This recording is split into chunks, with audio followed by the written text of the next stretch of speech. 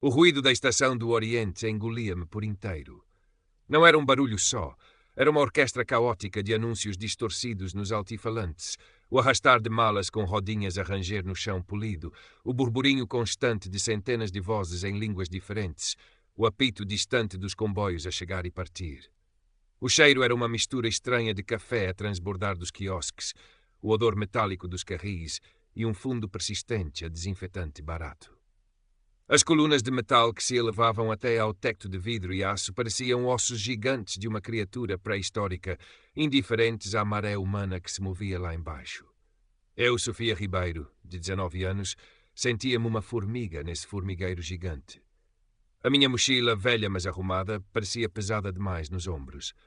Dentro dela, para além de roupa simples e um livro surrado, estavam os meus documentos e o envelope com o dinheiro contado para esta viagem.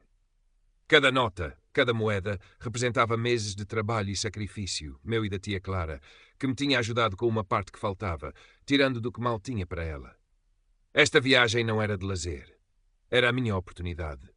Uma entrevista para uma bolsa de estudos numa universidade em Coimbra, algo que podia mudar tudo.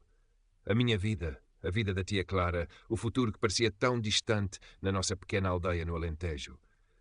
O nervosismo formigava-me nas pontas dos dedos.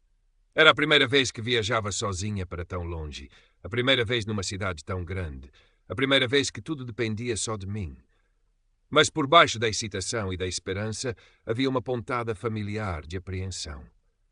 Um desconforto que se instalava sempre que eu entrava em espaços públicos onde a minha pele escura me tornava visível, onde os olhares pareciam demorar-se um pouco mais, onde a sensação de não pertencer era uma sombra constante. Tenta não dar nas vistas, Sofia, a voz da tia Clara ecoava na minha cabeça. Cabeça erguida, mas olhos discretos. Não fales com estranhos. Respirei fundo, tentando acalmar o ritmo acelerado do coração. Consultei o painel de partidas. Comboio para Coimbra, plataforma 5. Faltavam 40 minutos para a partida. Tempo suficiente. Agarrei na alça da mochila com mais força e comecei a caminhar pelo saguão, misturando-me na multidão, tentando parecer apenas mais uma passageira com pressa. Passei por lojas, cafés, bancas de jornais, o meu olhar varrendo o espaço, uma vigilância silenciosa e automática que se tinha tornado parte de mim. Foi então que o notei. Parado perto de um pilar, ligeiramente afastado do fluxo principal, um homem de uniforme. Não era da polícia, mas sim segurança da estação. Tinha o ar cansado, um bigode grisalho mal aparado e olhos pequenos que pareciam ter visto demais e gostado de pouco. O meu instinto apitou. Tentei desviar o olhar, acelerar o passo. Mas era tarde demais. Os olhos dele já estavam em mim. Não era um olhar casual. Era fixo, avaliador, da cabeça aos pés. Um olhar que me despia de qualquer individualidade e me reduzia a uma categoria. Senti o desconforto a subir pela espinha. Mantive a cabeça erguida, como a tia Clara me ensinara, mas o meu passo ficou mais incerto. Ele não se mexeu, apenas continuou a olhar. Passei por ele fingindo não o ver. O meu coração batia agora contra as costelas como um pássaro enjaulado. Cheguei a uma área mais calma, perto das escadas rolantes para as plataformas. Parei um instante para me orientar novamente, o painel de partidas ainda ao alcance da vista. E então, uma voz rouca e arrastada fez-me sobressaltar. Menina, espere aí. Congelei. A voz vinha de trás de mim. Era ele, o segurança. Inspetor Roberto Mendes lia o crachá no seu peito que só consegui ver quando me virei lentamente. A sua expressão era inexpressiva, mas a forma como ele me olhava, com aqueles olhos pequenos e desconfiados, fez-me sentir instantaneamente culpada de algo que eu nem sabia o que era. Sim? A minha voz saiu mais trêmula do que eu queria. Ele aproximou-se, as mãos nos bolsos das calças do uniforme. O cheiro a tabaco velho pairava à sua volta. Documentos, por favor. Estendi a minha carteira, as mãos a tremer levemente. Ele pegou na minha identidade, os seus dedos grossos a roçarem nos meus. Demorou-se a olhar para a foto, depois para mim, de novo para a foto. Não havia nada de errado com a minha identidade, era verdadeira, emitida pelo Estado português. Sofia Ribeiro, leu ele devagar, como se estivesse a saborear o nome. De onde é que vem, Sofia? Do Alentejo, respondi, tentando manter a voz firme. Ele assentiu, mas os olhos não mostravam reconhecimento, apenas a mesma desconfiança. E para onde vai com tanta pressa? Para Coimbra. Tenho um comboio para apanhar. Coimbra, ah? Ele deu um sorriso cínico que não chegou aos olhos. E o que é que vai fazer em Coimbra uma menina como você? A pergunta apanhou-me de surpresa. Vou a uma entrevista. Entrevista? De quê? A voz dele subiu um tom mais inquisitiva. Senti a humilhação a começar a queimar-me as bochechas. Não tinha de lhe explicar a minha vida, mas o medo paralisou-me. Uma oportunidade de estudo. Ele riu, um som seco e desagradável. Estudo? Em Coimbra. Uma menina do Alentejo. Não me parece. Vamos lá ser sinceros. O meu estômago deu um nó. Estou a ser sincera. Tenho a passagem aqui. Tirei o bilhete do bolso e mostrei-lhe. Ele pegou no bilhete, os seus olhos a correrem pelas informações. Bilhete comprado online, com cartão de crédito? Sim. Foi a minha tia que comprou para mim. A sua tia lhe repetiu, com o mesmo tom de zombaria. E a sua tia deu-lhe dinheiro para a viagem e para se safar lá por Coimbra, foi. Senti o sangue a ferver, mas a voz da tia Clara a pedir calma manteve-me no lugar. Tenho o dinheiro que preciso, sim. Tem. Ele pousou o bilhete e a identidade na palma da mão. Mostre-me. Quero ver quanto dinheiro uma menina do Alentejo tem para andar a passear em Coimbra. Não tenho de lhe mostrar nada. A minha voz levantou-se um pouco e arrependi-me no instante seguinte. Ele deu um passo na minha direção, o sorriso a desaparecer e a dar lugar a uma expressão dura. Tem.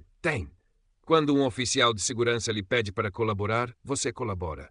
Ou quer que a gente vá ali para dentro conversar melhor? Ele indicou com a cabeça uma porta discreta, longe da vista da maioria dos passageiros. O pânico gelou-me. Ir ali para dentro significava problemas. Significava perder o comboio. Significava talvez perder tudo. Senti os olhos de algumas pessoas a pousarem em nós, depois a desviarem-se rapidamente. A humilhação era pública. Não é preciso ir para lado nenhum, murmurei, a voz a tremer incontrolavelmente agora. Com as mãos a tremer, abri a mochila e procurei o envelope. Tirei o envelope do fundo da mochila, onde o tinha guardado com tanto cuidado. Era um envelope simples, de papel pardo, selado com fita cola para não abrir acidentalmente. O inspetor Mendes esticou a mão e arrancou-mo, sem delicadeza. Abriu o envelope com um rasgão rápido e tirou as notas lá de dentro. Eram apenas algumas centenas de euros, o suficiente para a viagem, para comer alguma coisa e para uma noite num hostel barato, caso a entrevista corresse bem e eu precisasse de ficar. Para ele, no entanto, parecia uma fortuna suspeita. Tanto dinheiro! Exclamou ele com um tom que misturava surpresa fingida e escárnio. De onde veio isto, hein? Trabalho? Ou foi emprestado? Foi do meu trabalho, e a minha tia ajudou. Defendi-me, sentindo as lágrimas a picar-me os olhos. A insinuação era clara. Ele estava a sugerir que eu tinha roubado o dinheiro ou que estava envolvida em algo ilegal. Ele espalhou as notas na palma da mão, contando-as lentamente como se estivesse a inspecionar notas falsas. Tanto sacrifício para ir estudar em Coimbra? Ele riu de novo. Não me parece. Gente como você não tem este tipo de dinheiro assim do nada. Ou está a trazer ou a levar alguma coisa, ou então está a fugir de alguma coisa. Qual é? Não estou a fugir de nada. Não estou a levar nem a trazer nada. A minha voz subiu, desesperada. Só quero ir para o meu comboio. A minha entrevista é muito importante. Ele ignorou o meu apelo. Os seus olhos pequenos vasculhavam o meu rosto, procurando sinais de mentira, de medo, de culpa. Mas eu estava a dizer a verdade. O meu medo não era de ser apanhada a fazer algo errado, mas de ser impedida de fazer o que era certo. Vamos lá ver essa mochila como deve ser, disse ele, pousando o dinheiro e os documentos na borda de um banco próximo. Agarrou na minha mochila e abriu o fecho principal com um puxão forte. Começou a revirar tudo lá dentro, sem o menor cuidado. As minhas roupas simples, dobradas com esmero pela tia Clara, foram atiradas para o banco. O meu livro surrado, um romance que me tinha acompanhado em muitos momentos de solidão, foi folheado rudemente. Ele pegou na foto da tia Clara, que eu guardava num bolso interior, e olhou para ela, depois para mim, com uma sobrancelha levantada, como se a própria foto fosse suspeita. — Quem é esta? Perguntou ele, o tom a sugerir que eu estava a tentar esconder alguma coisa. — É a minha tia, respondi, a voz embargada. Ele atirou a foto de volta para dentro da mochila. Continuou a vasculhar, tirando tudo, expondo os meus poucos pertences à vista de quem passava. Senti-me invadida, violada. Cada peça de roupa, cada objeto pessoal parecia gritar a minha pobreza, a minha tentativa de dignidade e a sua indiferença cruel. — O que é que está a procurar? Perguntei, a minha voz agora misturando medo com uma crescente indignação. Ele parou por um instante, a mão dentro da mochila. Olhou para mim com o mesmo sorriso cínico. Estou a procurar a verdade. Porque a sua história não me convence, menina. Não me convence nada. Vi de canto de olho que mais pessoas estavam a olhar. Algumas disfarçavam mal, fingindo olhar para os painéis ou para os telemóveis, mas os seus ouvidos estavam sintonizados na nossa conversa. Senti o peso dos seus olhares, a vergonha de ser tratada assim em público. Uma mulher mais velha, com um lenço na cabeça, desviou o olhar rapidamente quando os meus olhos encontraram os dela. Um casal de turistas parou por um instante, confusos, antes de serem empurrados pela multidão. E o Sr. Paulo Silva? Ele estava sentado num banco um pouco mais afastado, lendo um jornal velho, mas os seus olhos por cima dos óculos de leitura estavam fixos em nós. Não era um olhar curioso ou julgador, mas atento, um olhar que parecia compreender. Mendes tirou um pequeno objeto da mochila. Era o meu amuleto, um pequeno figa de madeira que a tia Clara me tinha dado para dar sorte. Ele olhou para aquilo com desprezo. Que porcaria é esta? Para que serve?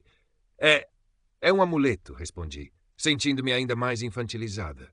Ele riu, atirando o amuleto de volta para a mochila, que agora estava um caos de roupas reviradas. Amuleto? Acha que precisa de magia para se safar? Devia era andar direita. As suas palavras picaram-me. Não era só a suspeita, era o julgamento. O desprezo pela minha origem, pela minha aparência, por tudo o que eu representava para ele. Senti uma onda de calor a subir-me pelo corpo, substituindo o medo gelado por uma raiva justa. A minha entrevista, a tia Clara, todo o meu esforço. Ele não podia simplesmente espezinhar tudo assim. Olhei para o relógio no meu pulso. Faltavam 20 minutos para a partida. O pânico voltou, mas misturado com uma determinação inesperada. Não ia deixar que ele me impedisse. Inspetor, comecei. A minha voz ainda tremia, mas consegui dar-lhe mais força. O senhor não encontrou nada ilegal na minha mala. Tenho a minha identidade e a minha passagem. Tenho o direito de ir para o meu comboio. Ele olhou para mim, surpreso com a minha ousadia. O sorriso cínico desapareceu completamente. Está a dar-me lições, menina? A sua voz tornou-se perigosamente baixa.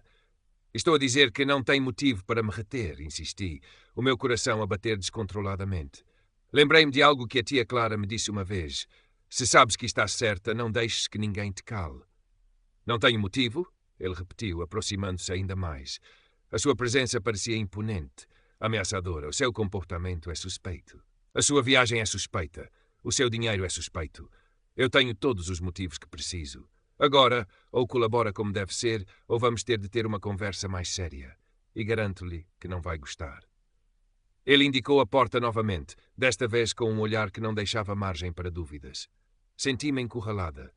O medo de ser levada para dentro, de perder o comboio, de falhar a entrevista, era avassalador.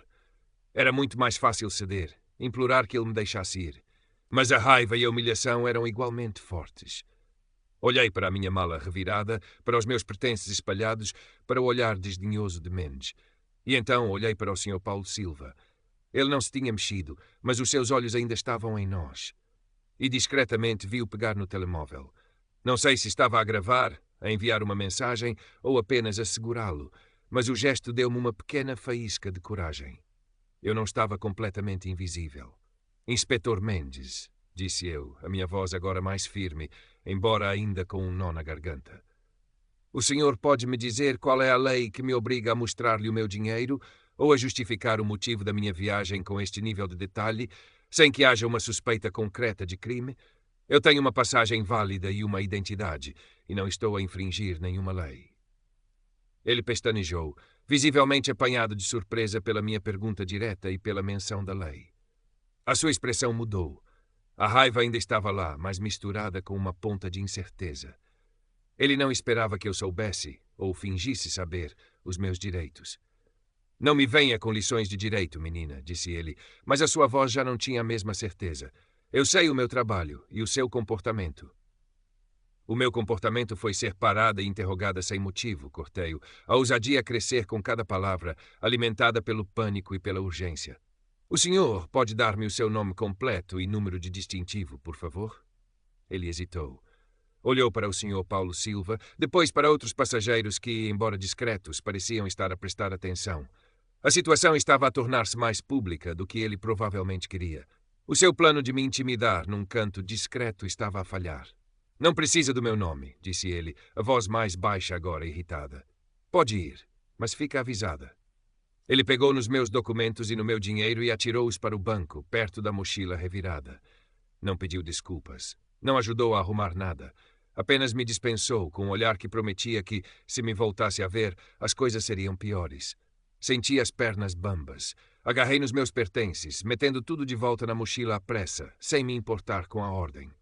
O dinheiro, os documentos, a foto da tia Clara, o amuleto, tudo misturado com as roupas amarrotadas. O meu coração batia tão forte que achei que ia saltar do peito. Obrigada, murmurei, embora não sentisse gratidão nenhuma. Senti-me humilhada, zangada e exausta. Virei costas e comecei a andar, o mais rápido que pude, em direção às escadas rolantes para a plataforma 5. Não olhei para trás. Sentia os olhos de Mendes nas minhas costas e talvez também os olhos de outros passageiros. Cada passo afastava-me dele, mas não da sensação de ter sido violada. Cheguei à plataforma, ofegante. O comboio já estava lá, as portas abertas. Faltavam 5 minutos para a partida. Entrei no primeiro vagão que encontrei, procurando um lugar. O interior era simples, com bancos de tecido azul e janelas grandes. Havia poucas pessoas no vagão, a maioria já instalada. Deixei a mochila no chão, perto do banco, e sentei-me, encostando a cabeça ao vidro frio da janela. Respirei fundo, tentando regular a respiração. As minhas mãos ainda tremiam. Olhei para minha imagem refletida no vidro. Uma jovem com os olhos vermelhos e a expressão tensa. Tirei o telemóvel do bolso. Tinha uma mensagem da tia Clara. Já a caminho, querida? Tudo bem? Hesitei um instante. Responder tudo bem seria uma mentira. Mas contar-lhe o que tinha acontecido ia deixá-la preocupada, zangada. Ela já tinha feito tanto por mim. Não queria dar-lhe mais um peso. Digitei uma resposta curta. Sim, tia. Já embarquei. Tudo bem por aqui. Uma pequena mentira para poupar a sua ansiedade. O comboio apitou, um som longo e melancólico. As portas fecharam-se com um silvo. Senti o comboio a começar a mover-se, devagar no início, depois ganhando velocidade. Olhei pela janela, a estação a ficar para trás, as pessoas nos cais a tornarem-se pontos distantes. Senti um alívio imenso por estar a sair dali, mas o nó no estômago e a sensação de injustiça persistiam. Foi então que o vi. Sentado a algumas filas de distância, do outro lado do corredor, estava o Sr. Paulo Silva. Ele estava a ler o seu jornal, mas, no momento em que os meus olhos o encontraram, ele baixou o jornal e olhou para mim. Não disse nada. Apenas assentiu com a cabeça, um movimento pequeno, quase imperceptível. Não era um aceno de pena, mas de reconhecimento. Como se dissesse, eu vi, eu sei, e eu estou aqui. Retribuí o aceno, um sorriso fraco a formar-se nos meus lábios, o primeiro desde que Mendes me abordara. O seu gesto simples significou mais do que eu podia expressar. Eu não estava sozinha na minha experiência. Outras pessoas viam, outras pessoas sabiam. Encostei a cabeça novamente no vidro, o ritmo suave do comboio a embalar-me. A paisagem urbana deu lugar a subúrbios, depois a campos verdes.